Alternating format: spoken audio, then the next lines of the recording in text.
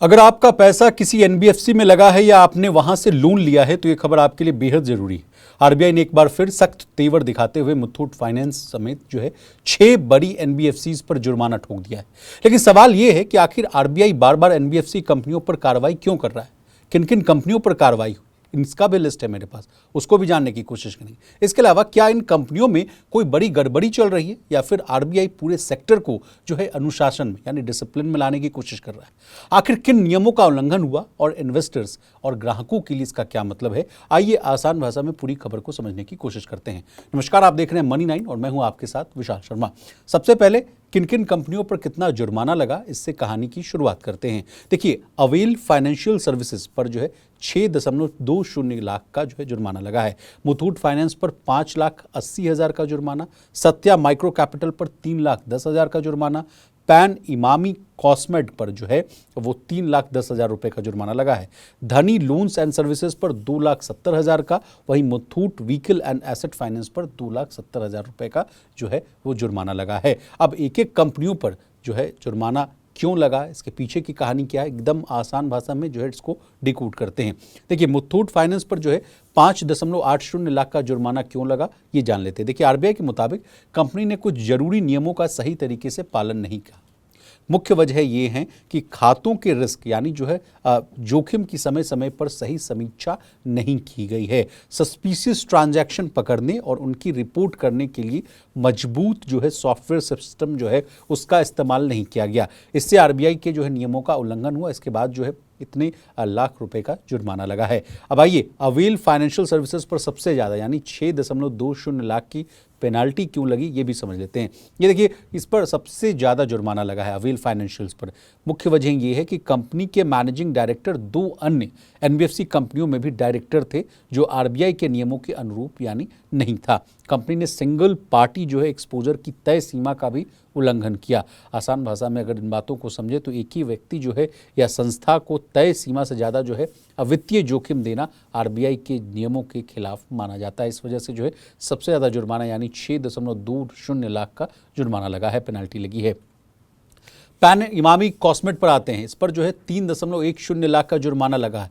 क्यों लगा? आरबीआई ने पाया कि कंपनी ने एक ही ग्रुप से जुड़ी कंपनियों को जो है तय सीमा से ज़्यादा क्रेडिट यानी लोन समझिए, फंडिंग समझिए, वो दे दी। इससे जो है आरबीआई की जो है तय लिमिट यानी जो सीमा है उसका उल्लंघन हुआ है। सत्या माइक्रो कैपिटल पर 3.10 लाख की पेनल्टी लगी है। इसके पीछे की वजह ये बताई जा रही है कि कुछ लोन खातों का रीस्ट्रक्चरिंग करने के बाद भी कंपनी ने उन्हें जो है समय पर एनपीए यानी नॉन परफॉर्मिंग एसेट घोषित नहीं किया है।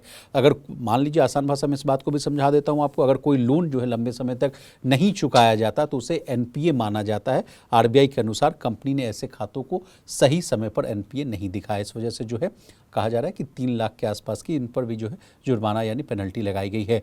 धनी लोन्स एंड सर्विसेज पर 2.70 लाख का जुर्माना क्यों लगा? तो आरबीआई की आपत्ति थी कि कंपनी ने एसेट क्लासिफिकेशन से जुड़े नियमों का सही पालन ही नहीं किया। आसान भाषा में समझें तो किसी लोन को अच्छा यानी स्टैंडर्ड और किसे खराब यानी जो है एनपीए माना जाए, इसके आरबीआई के तय नियम होते हैं। कंपनी ने इन्हीं नियमों का उल्लंघन किया है। Muthoot vehicle and asset finance पर 2.70 लाख की पेनल्टी क्यों लगी? तो इसके पीछे कंपनी ने केवाईसी यानी नो योर कस्टमर से जुड़े आरबीआई के कुछ नियमों का सही पालन नहीं किया। केवाईसी का मतलब आपको पता ही है कि ग्राहक की पहचान और जो है डॉक्यूमेंट्स का सही तरीके से सत्यापन करना। इसमें कमी मिलने पर आरबीआई कार्रवाई करता ही है। अब चलिए, अगर इन तमाम कोऑपरेटिव बैंकों पर या एनबीएफसीज पर अगर आप को लेकर अगर आपके मन में किसी तरह का सवाल उठ रहा है, अगर आप इनके कस्टमर हैं, ग्राहक हैं, तो आपको क्या चिंता करने की ज़रूरत है? तो इसका जवाब है नहीं। देखिए, आरबीआई ने साफ किया है कि ये कार्रवाई जो है सिर्फ नियमों के पालन में हुई कमी के कारण की गई है। इसका मतलब ये एकदम नहीं है कि ग्राहकों का पैसा खतरे में है, कंपनी का कारोबार बंद होने वाला है, ग्राहकों के लोन या दूसरे ट्रांजैक्शंस पर तुरंत कोई असर पड़ने वाला है। अब निवेशकों के लिए क्या मायने हैं? देखिए, कार्रवाई बताती है कि आरबीआई नियमों को जो है सख्त रूप से पालन करवाना चाहता है। अपने नियमों को लेकर वो बेहद सख्त है। कंपनी को अपने गवर्नेंस, केवाईसी, एनपीए और जो है रिस्क मैनेजमेंट सिस्टम को मजबूत करने होंगे। निवेशकों को भी जो है ऐसी कंपनियों के कॉर्पोरेट गवर्नेंस और रेगुलेटरी कंप्लायंस पर नजर रखनी चाहिए। तो ये तो हुई प्लेन खबर। अब अगला सवाल आपके मन में आ रहा होगा कि हाल फिलहाल में जब भी खबर आप देख रहे हैं तो पा रहे हैं कि एनबीएफसीज पर जो आरबीआई इतनी जो है सख्त कार्रवाई कर रहा है, तो इसके पीछे अब बात यह है कि एनबीएफसी सेक्टर जो है तेजी से बढ़ रहा है और करोड़ों लोगों को लोन दे रहा है।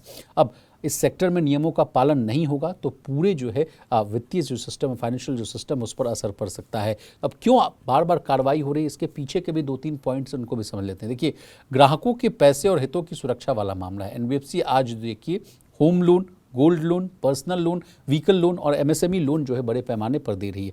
अगर कोई कंपनी नियम तोड़ेगी, गलत तरीके से लोन देगी या जोखिम यानी जो रिस्क है उसको छिपाएगी तो नुकसान जो है ग्राहकों और निवेशकों दोनों को हो सकता है। इसलिए आरबीआई पहले से ही जो है सख्ती कर रहा है।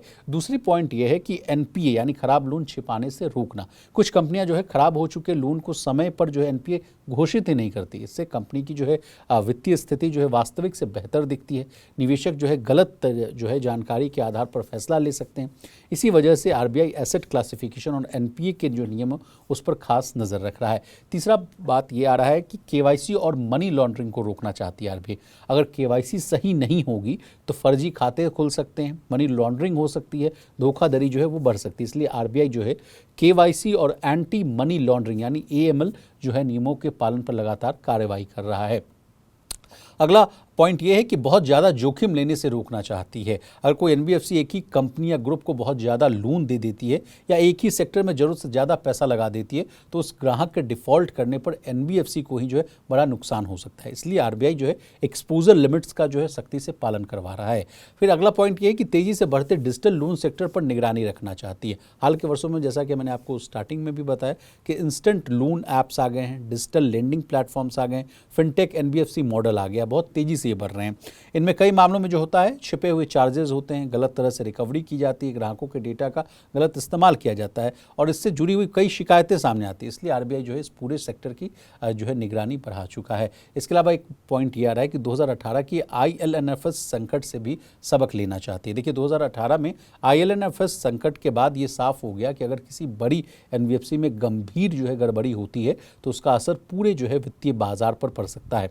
इसके बाद आरबीआई ने निगरानी बढ़ाई, नियमित रूप से जो निरीक्षण जो है वो शुरू किए और नियमों के उल्लंघन पर तुरंत कार्रवाई करने की नीति अपनाई। तो उसका मतलब क्या है कि एनबीएफसी सेक्टर में कोई दिक्कत है तो ऐसी बात नहीं है, ज़रूरी नहीं है कि ऐसी दिक्कत है। आरबीआई की कार्रवाई का मतलब यही है कि पूरा एनबीएफसी सेक्टर जो है वो मजबूती से काम करे, कोई अगर उसमें कमजोरी है तो उसको दुरुस्त किया जाए। रेगुलेटर सिर्फ जो है नियमों का पालन सुनिश्चित करना चाह रहा है। ये बात इसलिए सामने आ रही है। तो ये रही एनबीएफसी को लेकर लेटेस्ट अपडेट। आपको हमारी डिटेल रिपोर्ट कैसी लगी कमेंट करके जरूर बताइएगा। इसी तरह देश, दुनिया और बिजनेस जगत से जुड़ी तमाम ताज़ा तरीन खबरों के लिए बने रहिए हमारे साथ। देखते रहिए मनी नहीं।